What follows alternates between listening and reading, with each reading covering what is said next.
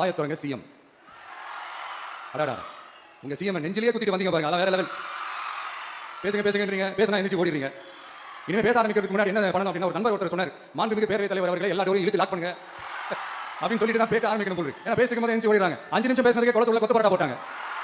இதுக்கு மேல பேசினா மொத்தமா முடிஞ்சிடும். பாத்துக்கங்க, நாம அரசியல் பேசினா விஜயலாம் அரசியல் பேசலாமா அப்படிங்கிறது. சரிப்பா, நமக்கு இதுக்கு நம்ம பாட்டு நம்ம வேலையை பார்ப்போம், எதுக்கு அவங்கள பத்தி பேசிக்கிட்டு அப்படின்னு இருந்தா விஜய்க்கு அரசியல பேச தெரியல அப்படிங்கிறது.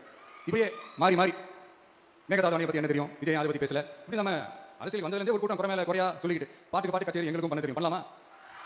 இந்த மேகதாது அணை சம்பந்தமான அந்த வழக்குல தமிழ்நாட்டோட பெட்டிஷனை சுப்ரீம் கோர்ட் எப்போ ரிஜெக்ட் பண்ணுச்சு? அப்ப யார் ஆட்சியில் இருந்தா? ஏன் ஒழுங்கா வாதாடல? நீங்க ஒழுங்கா வாதாடி இருந்தீங்கன்னா ரிஜெக்ட் பண்ணிருக்க மாட்டாங்கல்ல? ஏன் ஸ்டாலின் சார் வேணும்னே விட்டுட்டாரா? ஏன் இப்படிலாம் கேள்வி கேட்கலாமா? இப்படிலாம் கேள்வி கேட்டாதான் மேகதாது அணை பத்தி பேசுனதா அர்த்தமா? ஏன் அந்த ஸ்டேட் சிஎம் பேசுறாரு, நீங்க ஏன் பேசல? அப்படின்னா நம்ம ஸ்டேட்டோட உரிமையை எங்க நிலைநிறுத்தணுமோ அதுக்காக வேலை பார்க்கறது மட்டும் தான் முக்கியம். சும்மா சவால் விட்டுக்கிட்டு சீண்டி பார், நான் யார் தெரியுமா, தொட்டு பார், இப்படிலாம் பேசிக்கிட்டு வேலைக்கு ஆகாது. சும்மா பேசி பேசி பிரச்சனை வளர்த்துக்கிட்டு யார் மேலே பழி தூக்கி போட்டுட்டு அப்புறம் மக்கள் அம்போன்னு தெருவில் விட்டுட்டு இப்படி தான் ஒரு அரசியல் பண்ணணும்னா அந்த அரசியல் நமக்கு தேவையில்லை, நம்ம செய்யவும் போதில்லை. டாக் லெஸ் ஒர்க் மோர் தான், அதுதான் நம்ம பாலிசியே.